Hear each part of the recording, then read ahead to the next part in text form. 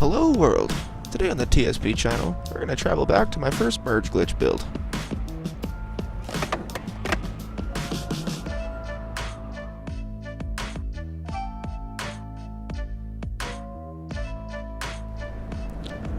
In today's video, we're going to go back to October 2017. I know that may seem a little specific, but I'd started work on this around the time some big news hit the skateboarding world. I kinda built this with that news in mind. I'll touch more on it in a minute. I'll take you in the reverse order this was built. Let's get to it. The first part here sets the context of the build. A local community club with dance hall. I love seeing communities in small towns raise money for skate parks, so I like building parks with them in mind, even if it's all make-believe fake skateboarding. There was quite a bit of surrounding grass area, but I had to scale it back to get more pieces for other sections. As you've seen, out front has a 7-set and matching access ramp. I thought it would be cool for someone to dance between the rails. Up top by the community club has some props to customize a line, and with the path to the park, the stairs can even be included in some way. Use your imagination.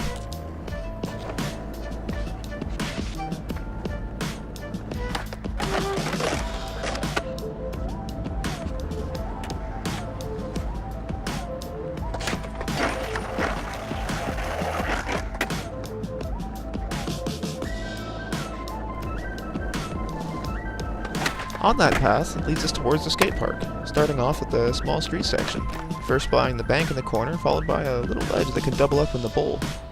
We'll get there shortly. Let's keep on track with the rest of the park first.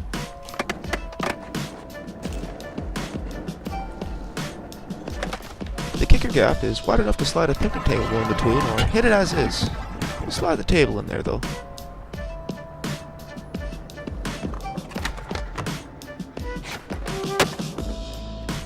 We also have this fun little flat bar and conveniently curved rail here to toss into a line. I'll just practice on. Let's not forget about this little guy. Breaking up the street section is the transitional section. This is the stuff my Skate 3 dreams were made of. This build was the first time I really could mess with transitions like this in custom pockets, and was loving how the brick looked around the corner, so I went with it. I had a lot of fun experimenting with piece placements here on the straight extension. Smells over here on the pyramid extension.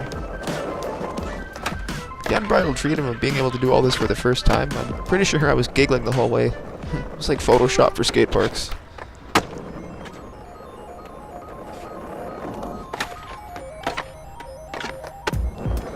I didn't know what to put in the middle just yet, and wasn't exactly sure how to do hips and transitions. Those took a lot of thinking, and we'll cover that in a future video.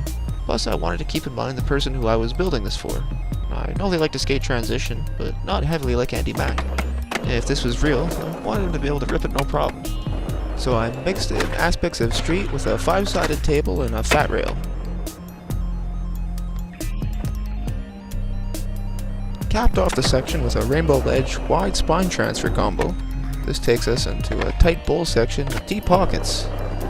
This was the first part I had built in the park, but I saved it for last. I started making the pockets and had Brian Anderson in mind. He just had a special advice, and while I was working on this, his interview with the 9 Club dropped, getting into his life in Connecticut and his big decision at the time to come out. It was a big deal when I was growing up, and I'm not saying he's not a big deal now. It's just a hell of a lot easier to stand out in the 90s before the Internet of Things took hold. Especially when you got the balls to hit some of the stuff he was hitting. But I digress. There were some clips of his floating on Insta around the time I was building this, and I drew inspiration from what he was skating at that time.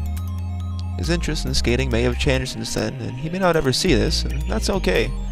I admire him for what he did, and furthermore for how the skateboarding community has accepted and not shunned. I wanted to show my appreciation for Brian, and for the community to mark the occasion. A community club named after him seemed about right. And that wraps up the tour of the first Merge Glitch Park. I only realize now the irony of us both coming out at the same time in 2017. I will admit his took a shit ton more courage than me deciding to build without Merge in a video game.